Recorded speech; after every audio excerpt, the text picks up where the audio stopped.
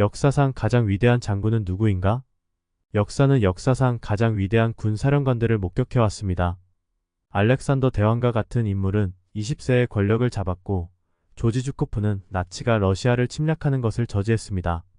모든 문화에는 최고의 장군이 있지만 과연 어느 장군이 나머지 장군들을 능가할까요? 오늘 포스트에서는 역사 속 모든 군 지휘관을 비교하고 대조해 보았으며 우리가 생각하기에 역대 가장 위대한 장군을 찾아냈습니다. 역대 가장 위대한 장군 결정하기. 프랑스의 정치인 겸 군인인 나폴레옹 보나파르트는 의심할 여지 없이 역대 최고의 군사령관 중 한 명입니다. 그의 시대에 그는 프랑스 혁명의 경계를 러시아까지 확대했습니다. 대부분의 장군들이 새로운 전술을 개발하는 것과는 달리 나폴레옹은 기존의 전술을 활용하고 개선하여 프랑스에 추가적인 이점을 부여했습니다. 그는 매우 전술적 접근을 통해 많은 나라를 쉽게 정복할 수 있었습니다. 나폴레옹은 그의 죽음 200년 후에도 여전히 그의 전투 계획을 연구하는 사람들을 낳았습니다. 그렇다면 왜 나폴레옹일까요? 더 나은 성과를 거둔 다른 군 장군들이 많지 않나요? 2017년 시카고 대학교의 학생 에단 아르슈트는 이 질문에 답하기 위해 통계 공식을 사용하여 6,000명 이상의 장군을 평가하는 수학 모델을 만들었습니다. 이 공식은 위의 군 지휘관들이 싸운 다양한 전투의 중요성을 비교하여 나폴레옹 보나파르트가 역사상 최고의 장군임을 입증했습니다. 에단의 실험에서 나폴레옹에 이어 줄리어스 시저, 일본의 다케다 신겐, 그리고 무함마드의 가까운 동료인 칼리드 이븐 알마이너스 왈리드가 뒤를 이었습니다. 알렉산더 대왕과 조지 주코프와 같은 저명한 인물들도 목록에 포함되었습니다. 나폴레옹 보나파르트가 역사상 가장 위대한 장군일 수 있는 이유. 수학적 모델 외에도 에단의 공식을 의심할 수 있는 이유가 있을 수 있습니다.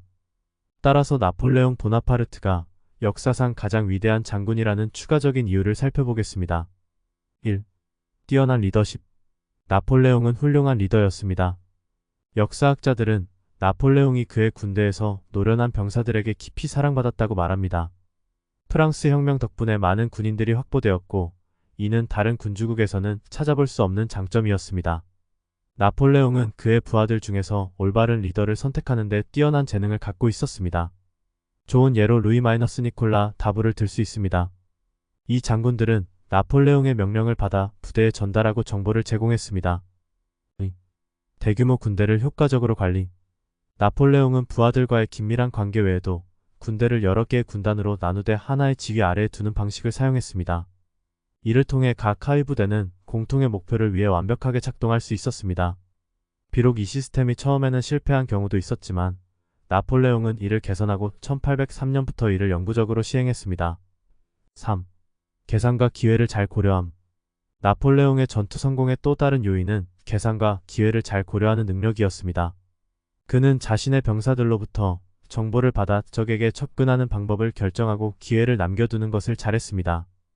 예를 들어 1805년 아우스터리츠 전투에서 그는 북쪽에서 침공할 계획이었으나 북쪽의 저항에 직면하자 중앙에서 침공하기로 결정했습니다. 이는 대담한 결정이었습니다. 4. 다양한 지형과 전장에 대한 이해. 이 총명한 장군은 향후 전쟁에서 승리하기 위해 사용할 수 있는 지형에 대한 폭넓은 지식을 가지고 있었습니다. 결과적으로 그는 러시아 이론가 칼 폰 클라우제비츠로부터 전쟁의 신이라는 칭호를 받았습니다. 대부분의 장군들이 군대의 모든 것을 맡기는 반면 나폴레옹은 전장에서 발생하는 모든 상황을 지속적으로 인식하고 있었습니다. 그는 전쟁 중에 오랫동안 잠이나 휴식을 취하지 않았던 것으로 알려져 있습니다. 나폴레옹 보나파르트의 유산. 나폴레옹 보나파르트에 대한 글을 쓰는 여러 저널은 그가 좋은 장군인지 전략가인지에 대해 궁금해했습니다. 그는 전략가로서 완벽하게 뛰어난 성과를 거두었기 때문입니다.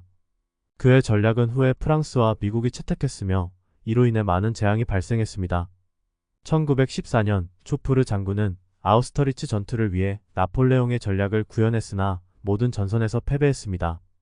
다행히도 나폴레옹의 후계자들은 그의 전체 전략을 복사하는 것이 아니라 원칙만을 배웠습니다. 나폴레옹 보나파르트의 약점은? 나폴레옹은 위대한 장군이었지만 국가의 수장으로서는 부족했습니다. 그는 외교 정책에서 큰 실패를 겪었으며 그의 교활한 성격으로 인해 동맹국과의 협상을 하지 않았습니다. 그의 재임 말기에는 전쟁과 정치가 그의 사기에 큰 타격을 주었고 피로감이 쌓였습니다. 그의 적인 프로이센과 오스트리아 군대는 그들의 실수로부터 배우고 군단 체계를 채택하였습니다.